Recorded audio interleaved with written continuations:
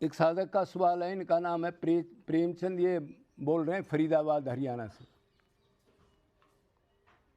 ये कह रहे हैं जी मैं भक्ति करता हूँ, जब कोई प्रारब्ध से दुख आता है तो रिश्तेदार, यारे पारे, घर वाले वो सब मजाक करते हैं कि देखो कृष्ण की भक्ति कर रहा है, क्या हालत हो रही है। ये भक्ति करें तो सारी चीज़ ठीक होनी चाहिए, उनका मतलब ये है। तो महाराज जी क्या करूं, अपोजिशन रहती है हर समय। और वो कहते हैं अब तेरे भगवान कहाँ चले गए, हम कह रहे हैं काम धंधा कर। मतलब वो पूछ रहे ये क्या कारण है, मैं क्या करूं। तो देखो भाई, सुख दुख का और भक्ति का कोई रिलेशन नहीं है। ये थ्योरी कोई समझ ले तो फिर उसका ये संशय निकल जाएगा, सुख दुख क्या चीज है, कहां से पैदा होते हैं, भक्ति से क्या संबंध है इनका। भक्ति नया कर्म है, मनुष्य ने भक्ति के लिए मिला है, स्वतंत्र है। कोई नीच पापयोनि दुराचारी ब्राह्मण अक्षत्रिय वैश्य शूद्र स्त्री पुरुष कोई भी करो, और जो दुख सुख हैं, शरीर का दुख हो, मन का दुख हो, दरिद्रता का दुख हो, या उसकी अपोजिशन हो, कोई मुकदमा हो, इस टाइप के दुखों से तो भरी है जिंदगी, वो प्रारब्ध के अधीन है। अगर ये आप समझ गए तो अब आप कहोगे जी चलो ये प्रारब्ध के मान लिया थे, लेकिन वो तो बार बार मेरे को तंग करते हैं, ऐसे ताना मारते हैं, अब क्या राधे राधे कर रहा है, देख तेरी दशा देखो, कोई काम तेरा बनता नहीं, ना तेरे पास पैसा है, रोग भी लग गया और कोई पूछने वाला भी नहीं है तेरे को। तो फिर ये तो आप जानते हो, भुक्ति का मुक्ति का बिल्कुल अपोजिशन रास्ता है। मतलब ईस्ट को जाएगा तो वो वेस्ट को जाएगा।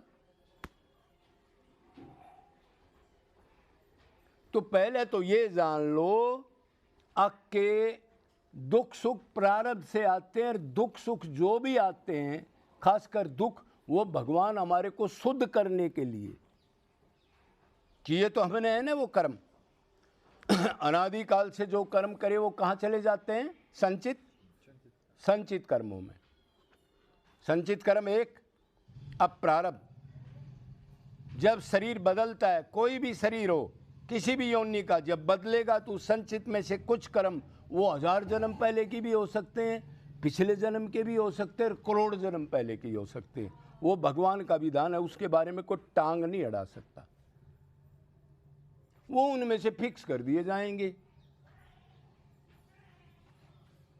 तो फिर कहने दो जो आपको कहता है, जब आपको पता है कि मेरा प्रारब्ध है, ये मैंने भोगना है। अब प्रारब्ध समझ के क्या आप भक्ति इसलिए कर रहे हो कि मैं भक्ति करूं तो कोई मरे नहीं, किसी का तकलीफ ना हो, और जो सोचूं धन दौलत सब और सब मेरे को सलाम करें, ये समझ रहे हो क्या आप? तो भक्ति नहीं, वो तो अपोजिशन है, वो तो नास्तिक बनने की क्रिया है।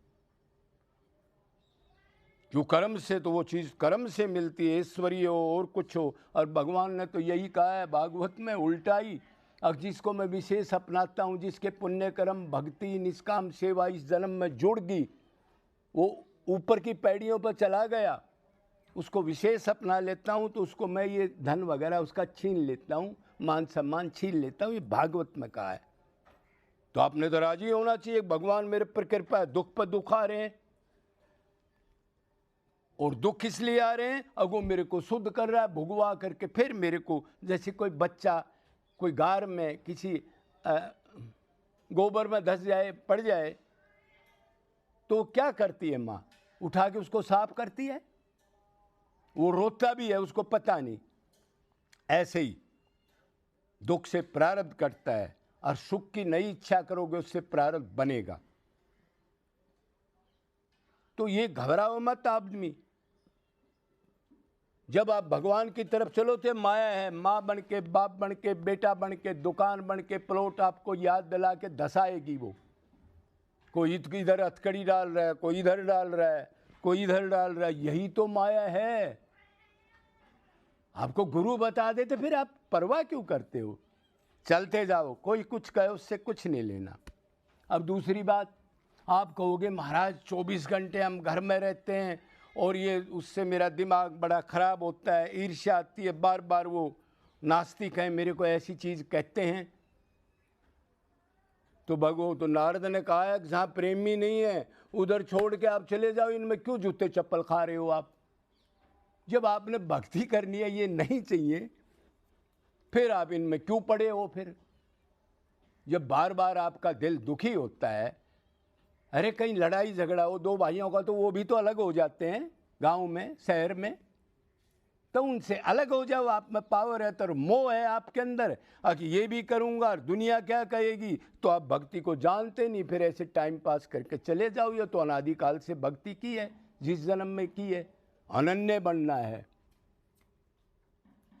शरीर का मान सम्मान दुख सुख नहीं, हम आत्मा हैं, हमने वो काम करना है इस किश्ती में बैठ करके।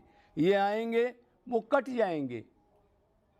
और अगर भगवान से ही प्रेम करोगे, उसके नाम पर दृढ़ संकल्प करके बैठ जाओगे गुरु की शरण में, भगवान की शरण में, अगर यही करना है तो भगवान कह रहा है मैं योग अक्षेम करता हूँ, मतलब बड़े दुख को छोटे में टाल देता हूँ, भुगताता हूँ लेकिन गिरने नहीं देता।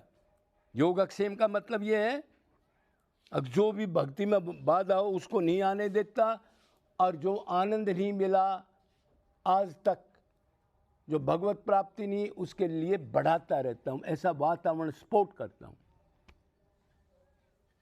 तो आपका यह क्लियर हो गया। अब भाई शरीर में या जीवन में दुख क्यों आता है, दूसरे आदमी मेरे को ये क्यों कहते हैं, अब कहाँ गया तेरा भगवान, अब तरह तरह से तू दुख भोग रहा है।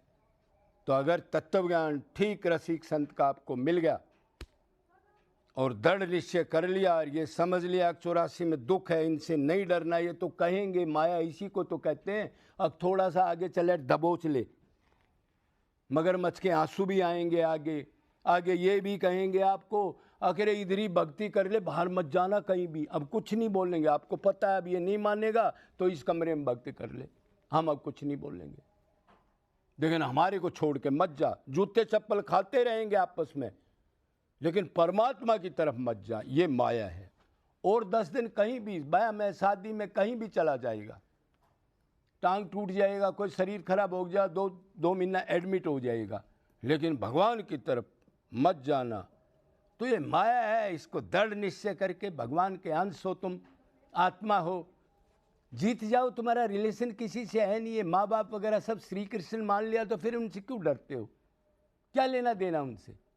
वो अपना जैसे करेंगे भरेंगे, आप अपना साइड पकड़ लो, प्रेमियों में चले जाओ, एकांत में चले जाओ, फिर शरीर रहे ना शरीर, क्षण भंगुर रहिए। ये याद करो, जल्दी सी काम करो, घबराओ मत। तुम टाइगर के अंश हो, भगवान के अंश हो, उसकी तरफ जाओगे तो रक्षा करेगा। बोलो वर्षाना धाम की, राधा नाम की जय जय राधे।